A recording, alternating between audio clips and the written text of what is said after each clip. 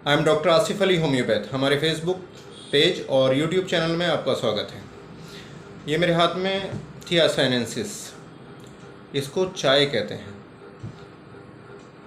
जो हर इंसान दिन में 3 बार 4 बार 5 बार इस कदर इसका इस्तेमाल हो रहा है चाय का।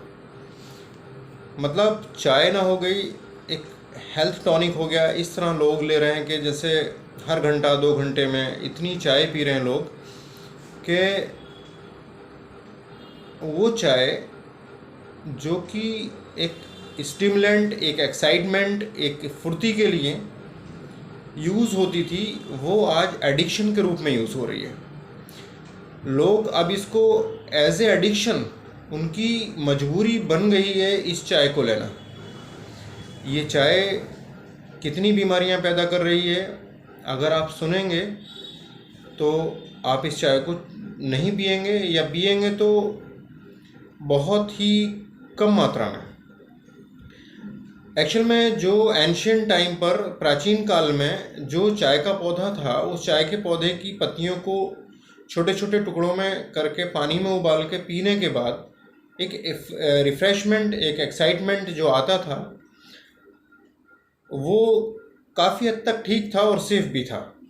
लेकिन जैसे जैसे कमर्शलाइजेशन बढ़ा, इस चाय की पत्ती को प्रोसेसिंग द्वारा, जो प्रोसेस करने के बाद इसमें बहुत सारे ऐसे एडिशन किए गए, केमिकल एडिशन किए गए, और उसके बाद इसको जो बनाने का तरीका है कि इसको पानी में दूध के साथ और चीनी के साथ उबाला जाता है।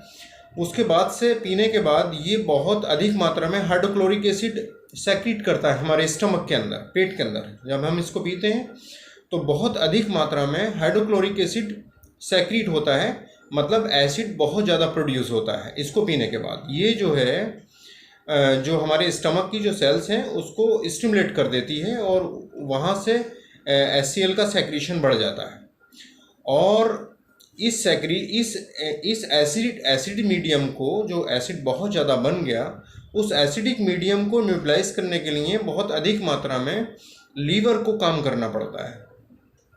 लीवर जो बाइल सेक्रीट करता है, उसका जो नेचर है, बाइल का जो नेचर है वो बेसिक नेचर है, एल्कलाइन नेचर है, तो वो ज़्यादा प्रोड्यूस होता है, तो लीवर को बहुत ज़्यादा काम करना पड़ता है। इस वजह से धीरे धीरे धीरे धीरे लीवर हमारा कमज़ोर होता चला जाता है चाय पीने की वजह से। और फिर होता क्या है, जब लीवर हमारा कमज़ोर हो जाता है तो फिर हमें एसिड बहुत बना और एसिड न्यूट्रलाइज नहीं हुआ। चूँकि लीवर कमज़ोर हो चुका है और लीवर के बनाए हुए जो बाइल का जो एक्शन है वो कमज़ोर पड़ गया और एसिड न्यूट्रलाइज नहीं हो रहा। अब हमारे स्टमक के अंदर हमेशा एसिडिक मीडियम बना हुआ है।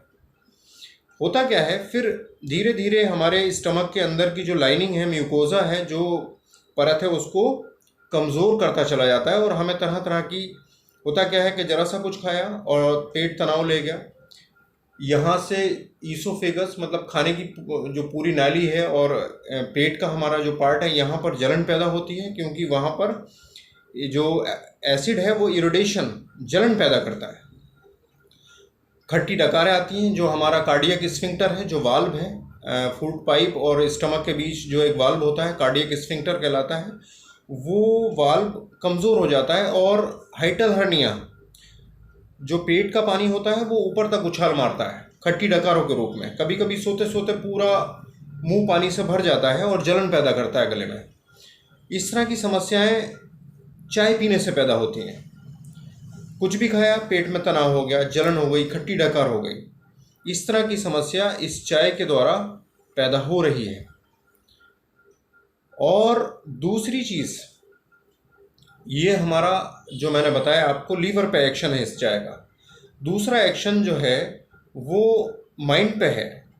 माइंड पर क्या एक्शन है इसका? माइंड पर एक्शन ये है कि माइंड के अंदर एक नर्वसनेस पैदा करती है ये, और एक घबराहट, बेचैनी पैदा करती है, जिसकी वजह से नींद आना बंद हो जाती है। इंसोम्निया, नींद न आने की बीमारी को ये चाय पैदा कर रही है।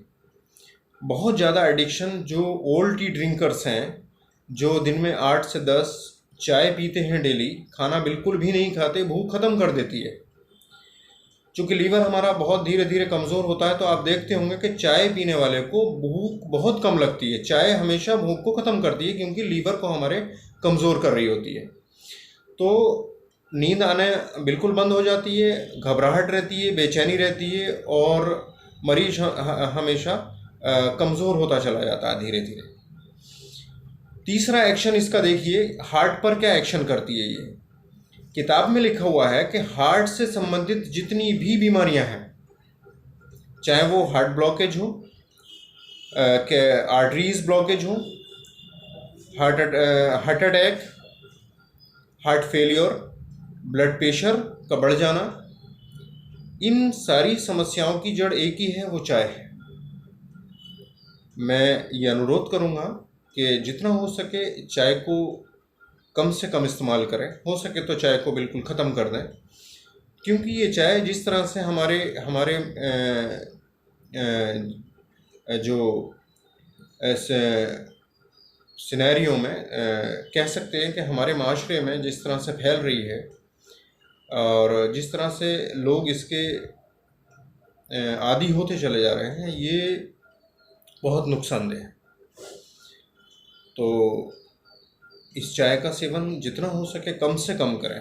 मैं अपने चैनल के माध्यम से यही बताना चाहता हूँ कि चाय थियासाइनेंसिस, होम्योपैथी में हमारे यहाँ चाय से एक दवा तैयार होती है जिसका नाम थियासाइनेंसिस है। अगर जो मैंने सिम्टम बताए, अगर इस तरह के सिम्टम्स आपको हैं, आप बहुत चाय पीते थे या चाय पीते हैं और इस तरह की समस्याएं आपको आ रही हैं, तो हमारे यहाँ होम्योपैथी में थियासाइनेंसिस नाम से होम्योपैथी में चाय से ही दवा तैयार होती है। 30 पावर में आप नियमित रूप से 1.5 से 2 महीने लीजिए कंटिन्यू, चाय बिल्कुल मत लीजिएगा।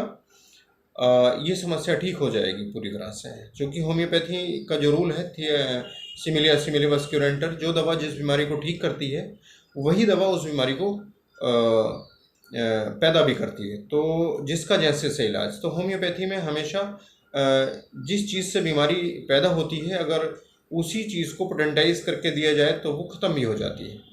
ये रूल है होम्योपैथी में। तो उम्मीद है हमारी जानकारी पसंद आई होगी।